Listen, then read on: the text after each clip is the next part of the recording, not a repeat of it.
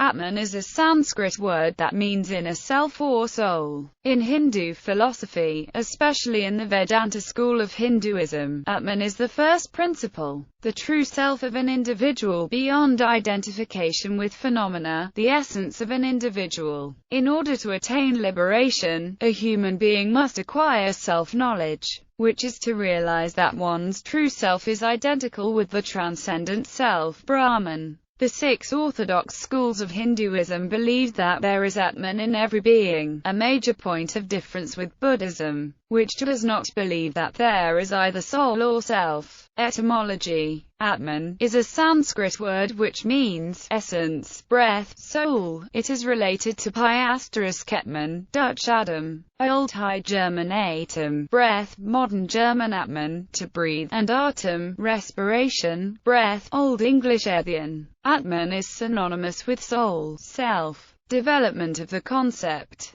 Vedas. The earliest use of word Atman in Indian texts is found in the Rig Veda. Yaska, the ancient Indian grammarian, commenting on this Rig Vedic verse, accepts the following meanings of Atman: the pervading principle, the organism in which other elements are united, and the ultimate sentient principle. Other hymns of Rig Veda where the word Atman appears include I 115.1, 7, 87.2, 7, 101.6, 8, 3.24, IX 2.10, IX 6.8, and X 168.4. Upanishads. Atman is a central idea in all the Upanishads, and Know Your Atman, their thematic focus. These texts state that the core of every person's self is not the body, nor the mind, nor the ego, but Atman, soul, or self. Atman is the spiritual essence in all creatures, their real innermost essential being. It is eternal, it is the essence, it is ageless. Atman is that which one is at the deepest level of one's existence.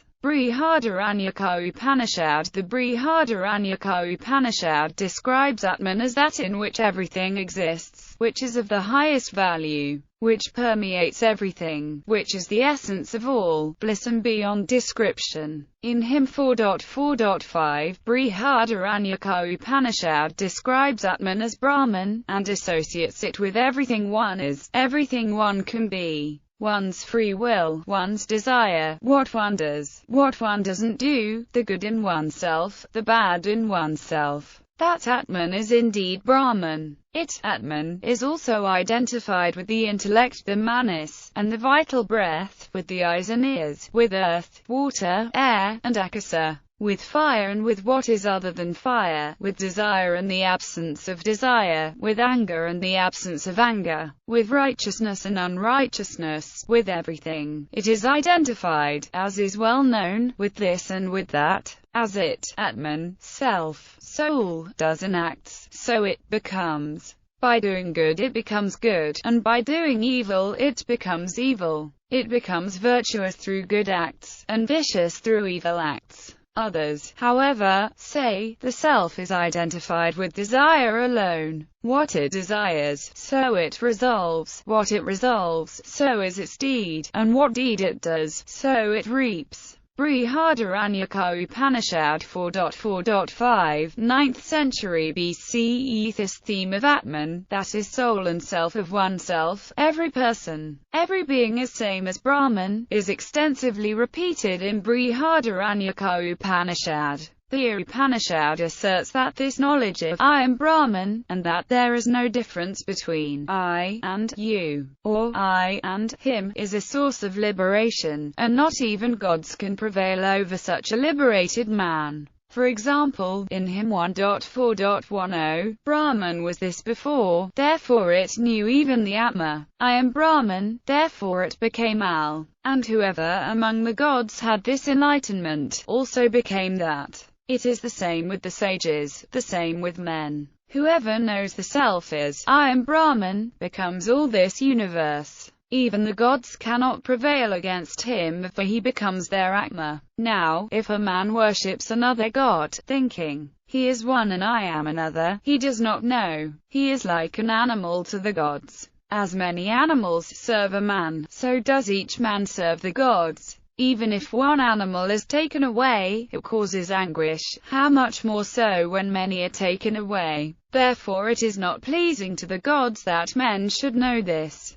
Brihadaranyaka Upanishad 1.4.10 Katha Upanishad. Along with the Brihadaranyaka, all the earliest and middle Upanishads discuss Atman as they build their theories to answer how man can achieve liberation, freedom and bliss. The Katha Upanishad, for example, explains Atman as immanent and transcendent innermost essence of each human being and living creature. That this is one, even though the external forms of living creatures manifest in different forms, for example, in hymns 2.2.9 and others. It states as the one fire, after it has entered the world, though one takes different forms according to whatever it burns. So does the internal Atman of all living beings, though one takes a form according to whatever he enters and is outside all forms. Katha Upanishad 2.2.9 Katha Upanishad, in Book 1, hymns 3.3 to 3.4, describes the widely cited analogy of chariot for the relation of soul, self, to body, mind and senses. Stephen Kaplan translates these hymns as, know the self as the rider in a chariot, and the body as simply the chariot. Know the intellect as the charioteer, and the mind as the reins. The senses, they say, are the horses, and sense objects are the paths around them. The Katha Upanishad then declares that, when the self, Atman, understands this and is unified, integrated with body, senses and mind, is virtuous, mindful and pure, he reaches bliss, freedom and liberation. Chandogya Upanishad. The Chandogya Upanishad explains Atman as that which appears to be separate between two living beings but isn't.